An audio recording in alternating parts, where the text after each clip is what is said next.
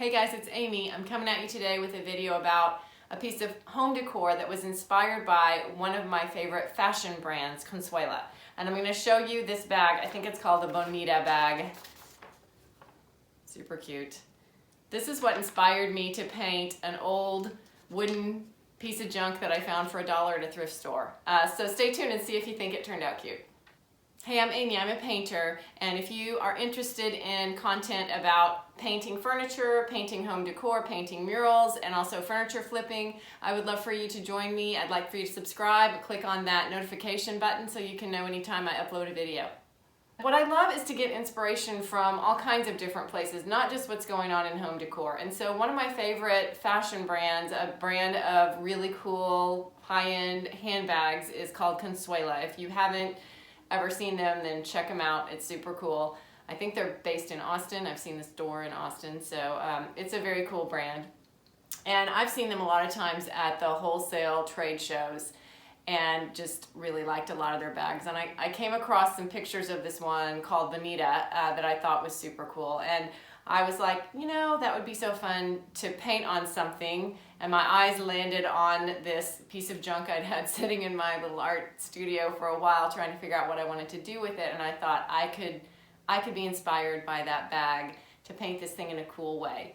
And I do want to say this is just an inspiration, a jumping off point. And when you're looking for inspiration for things, you don't need to exactly copy stuff, but sometimes it can get you outside of your realm of normally what you would do and make you be a little more creative because you're getting ideas and inspiration from something else. I didn't exactly copy this bag. What I'm putting it on is an old tool caddy or something, shoe shine box. I don't know what it is. It's something I got for $1 at the thrift store, but it has sides, and it has an inside and an outside and a top handle. And so I thought, okay, I can kind of translate the things that are going on a handbag into this. And so I did.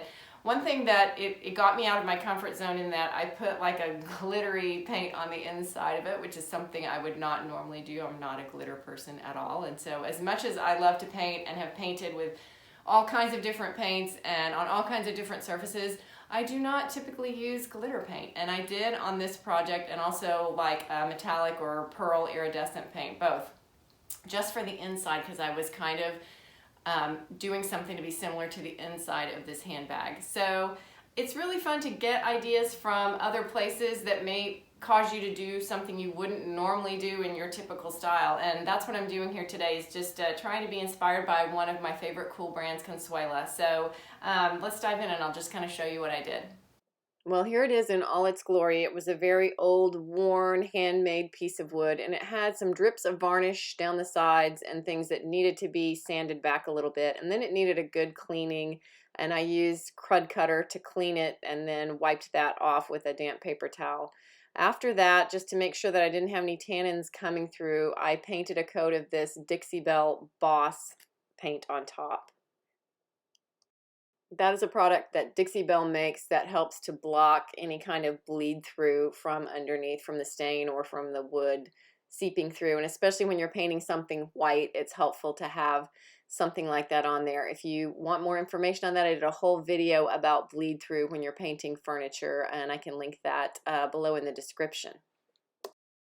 Next, I painted on my base coat, and I used a chalk paint by Annie Sloan in the color Original. It used to be called Old White, but it's a creamy, more of an off-white color instead of a bright white. And because this Consuela bag is a very creamy color, I went with the darkest creamy white that I have. It turned out that it still is brighter than the color on the bag, and so later on I ended up darkening the creaminess with a little bit of wax to kind of deepen the color at the end because I thought it was a little too bright compared to the bag color that I was looking at.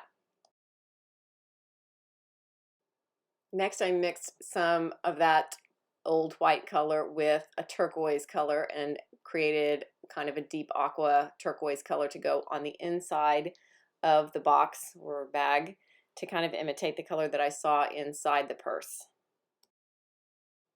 Okay, I'm just going to speed up the boring parts so you get the picture, but after this, I got this far and then I went out of town for my birthday, and I just have to show you all this picture of David Bowie that I found in the ladies' room at Hotel Zaza in Houston, because Tell me if this isn't inspirational. This may have to inspire my next project. We'll have to see. Yeah, check it out. How about that outfit? What do you think? Yeah, that picture of David Bowie was way more interesting than watching me paint those stripes. So I skipped that part too, but I am going to show you this technique I have to make a Mexican blanket looking painting. What I do is I take my old paint brushes that have gotten all scraggly and the bristles are all uneven, and then I use them to make like kind of a striated pattern across the paint and make the dark layers and lines on top of the lighter colors to kind of blend them and make it look almost like a woven Mexican blanket. This is a technique I used to use on a picture frame that we used to sell when I had a picture frame company that we sold at Christmas time. It had a Mexican blanket and said Feliz Navidad, and so I got a lot of practice painting blanket stripes, and I used that technique here. I don't know if you're anything like me, but I have a really hard time painting straight lines, especially when they're horizontal. So I do better with vertical, still not great, but better. So it really helps me. This is a trick you might try, is I turn something on its side so that I'm painting vertical stripes instead of horizontal. It also helps me fix whatever I've already painted that is visually crooked and I can't really tell until I turn it the other way, and then I can see that all my stripes are going downhill or going uphill. It seems like you kind of have this way that you do it every time, and everything always kind of leans downhill, and all the stripes may be lined up, but they're just not lined up with the horizon. So it helps to turn it over sideways and kind of check it and fix it.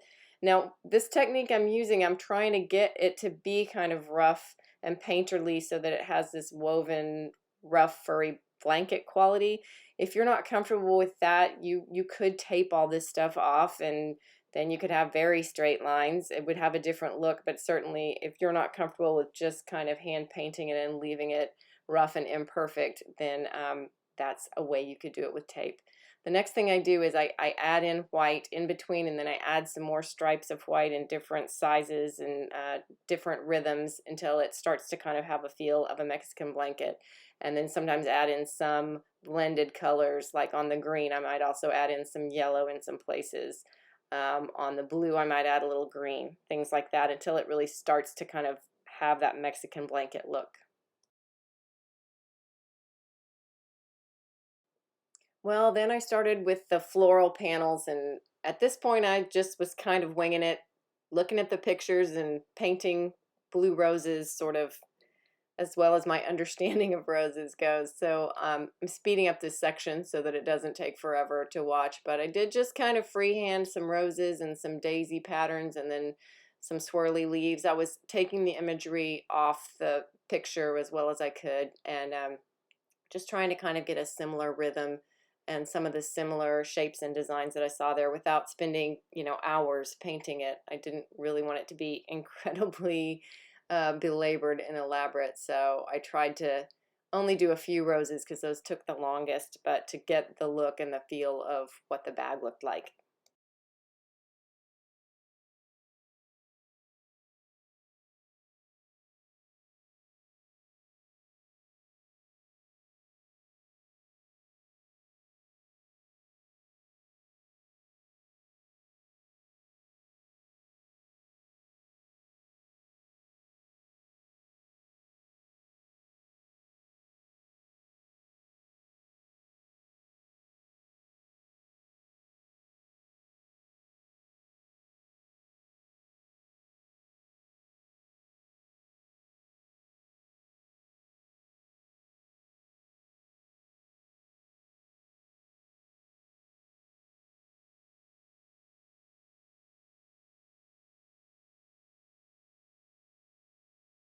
Now here I'm comparing what I've painted to the bag itself, and I can see that there's a whole lot more like small accents, dots and squiggles and little leaves and all kinds of things, so that there's more background and more things filling in the space. And so I start working towards filling in more things all around and kind of getting a rhythm so that the white is covered with aqua in a similar rhythm to what I'm seeing on the handbag, and it has a similar kind of coverage. Okay, next I went to the craft store to see what kind of paint I could find to recreate this inside of the bag here, which is like a pearly, glittery vinyl fabric. And right here you can see once I painted the inside of it with this color called Sea Mist Pearl, it had this really pretty iridescent quality and it lightened it up and it looked a whole lot more like the bag. I really liked it with just this pearl finish, but I did go ahead and do a couple of coats also of the clear crystal. It's basically got glitter in it that's kind of iridescent glitter in a clear coat, and that gave it a little more of the sparkliness. I definitely needed the pearl coat because the glitter itself wouldn't have been sparkly enough without that iridescent pearl paint underneath it. Now, after adding a little more color in a couple more places so that I'd have a little bit of color on the front besides just the aqua and the white, I decided that I wanted to wax it with a color of wax that would both darken the white part but also lighten the aqua part so that I would have a little less contrast. I felt like it was a little too stark compared to what I was seeing on the handbag. And so I mixed clear wax with some white wax and a little bit of the dark brown antique wax, because a little goes a long way with that. And what I ended up mixing together was this color that was kind of a taupey color, so that the white part of the wax would lighten up the flowers I had painted and make them a little more subtle, not quite so stark, but the dark wax mixed in with it also would darken up that creamy white and make it an even more deep, warm, creamy color, more like the background color of the handbag. So it took some mixing to get all that together, and then I had to spread it on fairly carefully and then wipe it down to get the kind of finish I was looking for when I was waxing it. I decided I didn't want to wax the inside of the box because I didn't want anything to cover up my pearly, glittery finish that I had done on the inside. And like I said, the glitter finish is essentially a clear coat with glitter suspended in it. So it's actually pretty well sealed on the inside.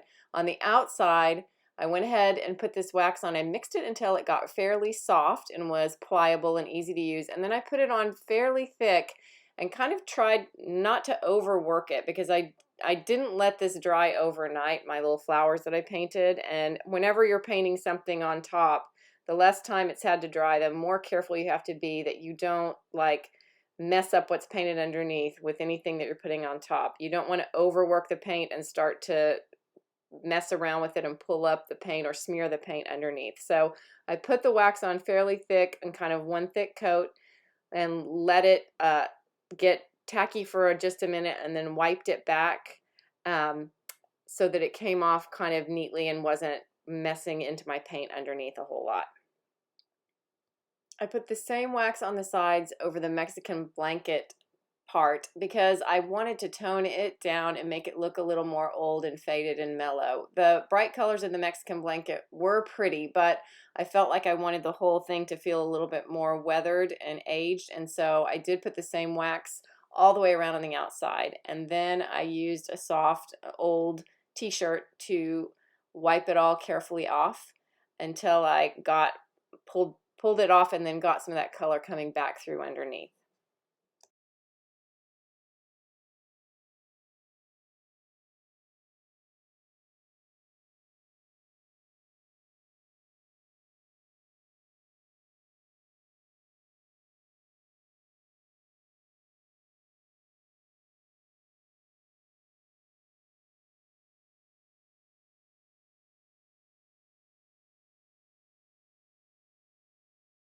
So my idea is that I would use this sitting on my table and put the napkins and like cups that have spoons and forks and things in them whenever I have guests over and have some kind of entertaining that I'm doing, or to use for a picnic. It would also be great for those kinds of things, the salt and pepper, the napkins, the forks and spoons and things like that. So I think it'll be super cute for that, like a little caddy.